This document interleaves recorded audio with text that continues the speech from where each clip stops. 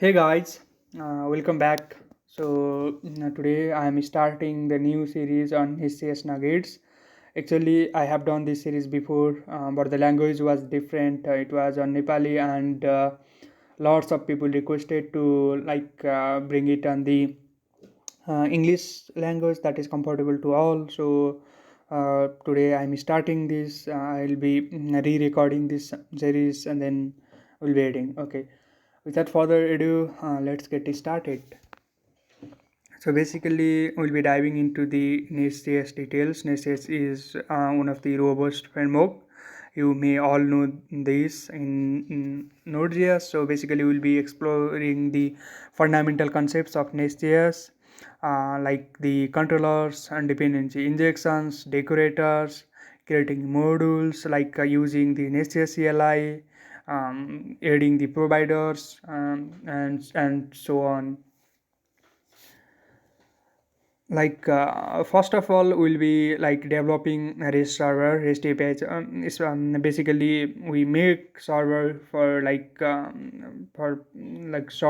solving the APIs, right? So REST APIs are one of the common and most used API distribution techniques. So I'll be making a project on top of it, REST. You may get the codes and the description below.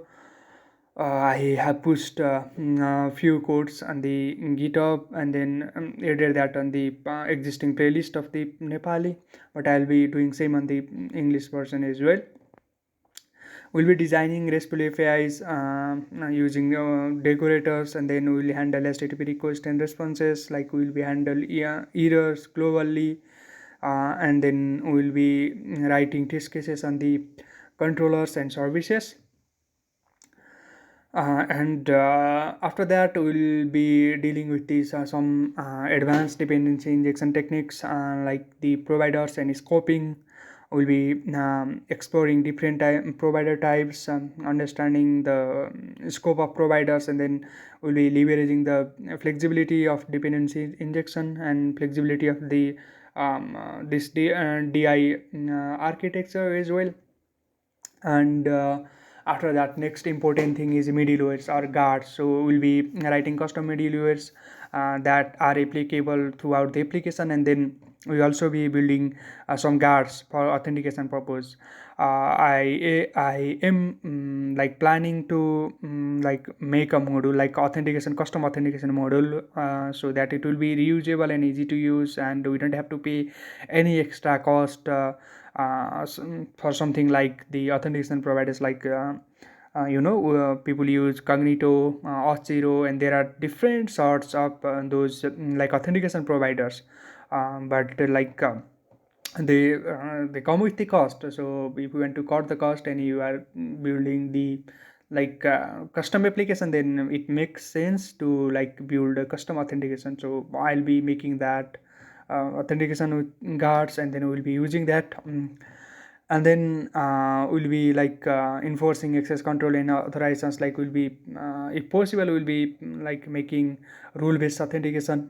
So that will be all on the middleware and guard.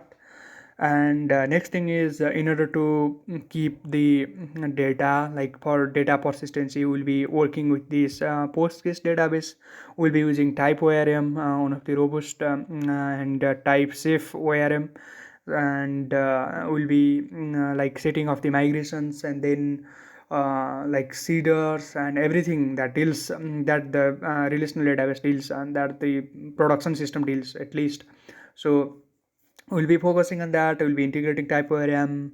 We'll be using custom query builders, and raw queries. We'll also be using that. We'll be doing the migrations and all sorts of things that any application in real time deals with the the database. So we'll be using this.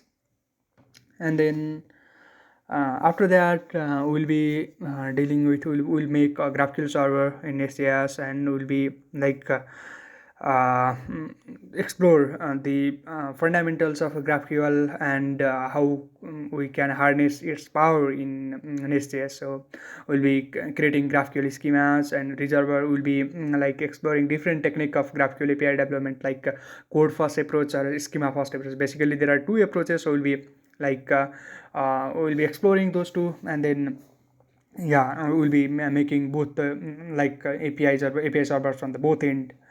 And then next thing are inside the GraphQL there are mutations, queries, and the subscription. So subscription is quite new, and that is quite helpful as well.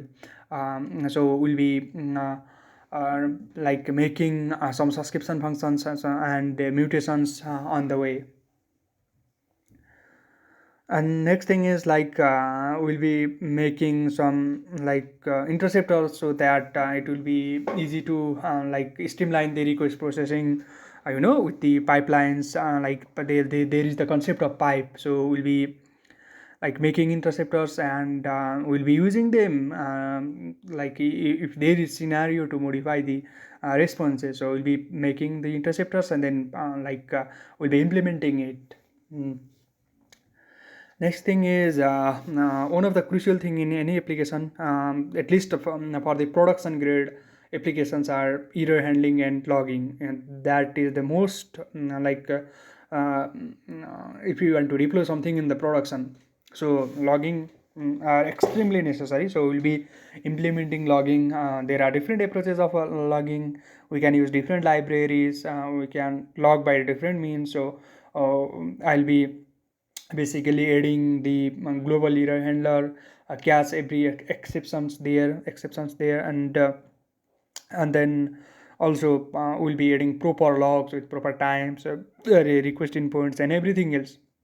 And in order to convenience, I will be making a bot that basically sends the messages, error logs or error alerts on the Slack or on some telegrams or Discord, wherever possible, wherever the developer or the concerned man or concerned developer is most active. So I'll be integrating that, and that will be really helpful. Like that has been really helpful to me, and I hope it will be helpful to you as well. So I'll be adding that alert system, so that we can be notified whenever the error occurs. We don't have to wait, or we don't have to spend lots of time on debugging. That will especially helps. So I'll be showing you that technique later. I'll be integrating the Discord, I'll be integrating Discord, and then I'll be sending message, both alerts of that. Okay. So that will be all on the error handling, and then we'll also be adding unit integration in need-to test, especially backend developer deals with the integration like endpoint test in REST, and then in GraphQL usually the backend deals with the unit test. So we'll be adding the test accordingly. And next thing is deployment. We have to the project or anything is a continuous process. So we have to add few things, few automations like CI/CD pipelines, so that there will be automated deployments, and we don't have to spend time manually pulling codes, building, and then restarting the application. So there are certain process and there are certain tools, so we'll be using them in order to achieve this. And next thing is managing environment variables. How can we there may be multiple environments, the local and day production and everything, and that is simple thing, but I'll also explain in depth on the management of the environment variables and its configurations. Okay, so yeah, majorly that is that, but having said that, there are other things as well, something like documentation for at least for the REST API. In GraphQL we will have a GraphQL playground, and it's easy to query, and there are some Apollo sandboxes, and with the help of that is easy to query. But for REST API it's really hard to collect everything. So I'll be leveraging the power of this open API documentation in the NestJS. So we'll be integrating that. And then next thing will be like file uploads, like we have to upload files on the and the online file storage services like buckets or cloud storages. So there are a couple of options, so I'll also be showing that to you. And moreover, we'll be covering all the nitty-gritty of the NestJS development, from basics, from fundamental to some advanced topics, advanced dependency injection, database integration, and few other things. So the journey will be exciting. I hope you will join me and enjoy the process. Thank you.